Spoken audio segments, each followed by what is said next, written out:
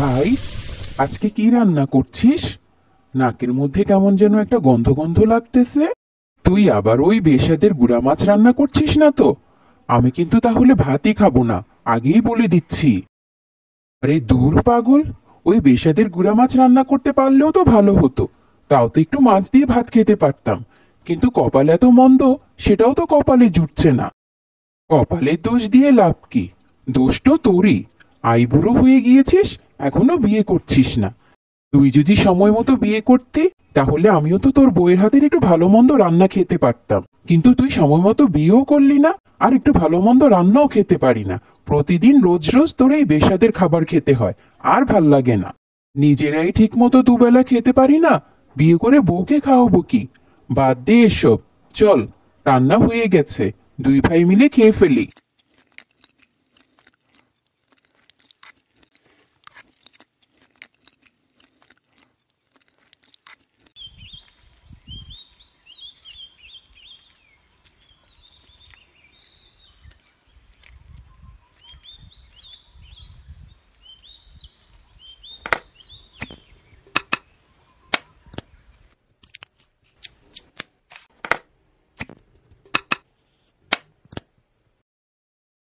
ভাই শোন, প্রতি বছর ক্ষেতের মধ্যে গম চাষের চেয়ে এবার বরঞ্চ আমরা মটর চাষ করি। যদি ভালো মানের ফসল ফলাতে পারি, তাহলে মটর বিক্রি করে দেখবি আমরা বেশ ধনী হয়ে যাব। তখন দেখবি রোজ রোজ কাজ শেষ করে আমাদেরকে আর এই শুকনো রুটি খেতে হবে না। গম চাষ কি আর সাধে করি রে ভাই? তাও তো গম চাষ করে যে ফসল পাই, তা কিছু বিক্রি করি, কিছু নিজেরা খাওয়ার জন্য রাখতে পারি। যদি মটর চাষ করি আর ভালো মানের ফসল ফলাতে না পারি, তখন তো দেখা যাবে সারা বছর আমাদেরকে না খেয়েই থাকতে হবে। না না বাবা, আমি এত ঝুঁকি নিতে পারবো না। চল, তাড়াতাড়ি দুপুরের খাওয়াটা শেষ করে কাজে মন দেই। ব্যাপার ভাই, বলতো ব্যাগটে গুছিয়ে কোথায় চললি? বিয়ে শাদী করতে যাচ্ছিস না তো? আরে ধুর পাগল, তোর আসলে এইসব বাজে কথা বলার অভ্যাসটা আর গেল না। নানি অসুস্থ, লোক পাঠিয়েছে, তাই নানিকে দেখার জন্য যাচ্ছি।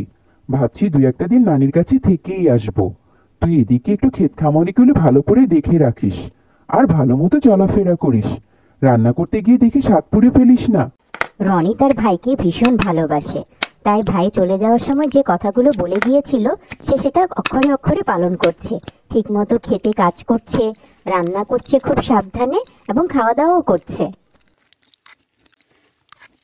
অন্যদিকে জনি রান্না করার সময় রনির কথা খুব ভাবছিল যে রনি ঠিকমতো রান্না করতে পারছে কিনা। তুই রনির কথা চিন্তা করে তাড়াতাড়ি করে চলে যাচ্ছিস, আর কটা দিন নানির কাছে থেকে গেলেও পারতি। আচ্ছা যা, তোর ভাইয়ের প্রতি ভালোবাসার দায়িত্ব দেখে আমি মুগ্ধ হয়েছি। আর একটা কথা মনে রাখিস নাতি, তোরে যে জিনিসগুলো দিয়েছি সেগুলো খুব ভালো কাজে ব্যবহার করবি। যদি কোনো লোভ করিস তাহলে ধ্বংস হয়ে যাবি। তুমি কোনো চিন্তা করো না নানি, আমি কোনো প্রকার লোভ করব না। তুমি যেভাবে বলেছ, যে কাজে ব্যবহার করতে বলেছ, আমি সেই কাজেই ব্যবহার করব। এখন থেকে তোর আর ভালো মন্দ খেতে কোনো অসুবিধা হবে না রে ভাই। নানি যে টাকা দিয়েছে, তা দিয়ে গরিব দুঃখীকে খাইয়ে সাথে আমাদের দুই ভাইয়েরও পেট চলে যাবে।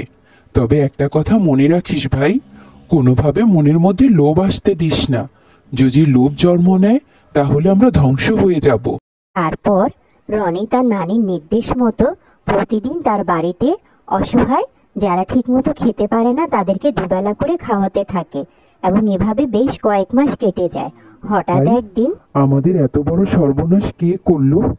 টাকার ব্যাগগুলো আর খুঁজে পাচ্ছি না। এখন আমি নানিকে কি জবাব দিব? টাকার ব্যাগ না পেলে গরিব দুঃখীকে খাওয়াবো কিভাবে? ওইটা তো শুধু টাকার ব্যাগ না, ওটা একটা জাদুর ব্যাগ। যে জাদুর ব্যাগ থেকে টাকা শেষ হয়ে গেল, আবার টাকা ভরে যাবে।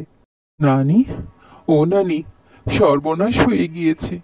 তোমার ওই জাদুকরি টাকার ব্যাগটা কে যেন চুরি করে নিয়ে গিয়েছে।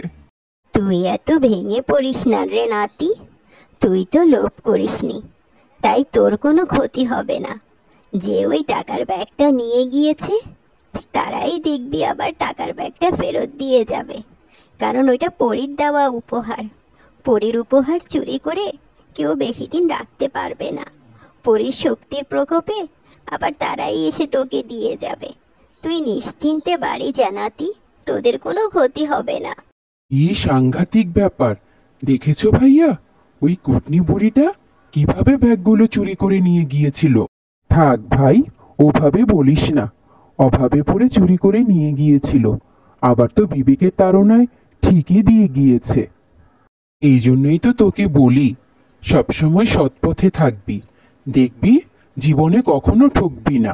চাচি, ওই বুড়িমা তার এই দুই নাতনির জন্যই তো টাকাগুলো চুরি করে নিয়ে গিয়েছিল। যদি বুড়িমার কোনো আপত্তি না থাকে, তাহলে বুড়িমার এই অসহায় দুই নাতনিকে আমরা দুভাই বিয়ে করতে রাজি আছি। এরপর রনি জনি অসহায় এই দুই মেয়েকে বিয়ে করে সুন্দরভাবে সংসার করতে থাকলো।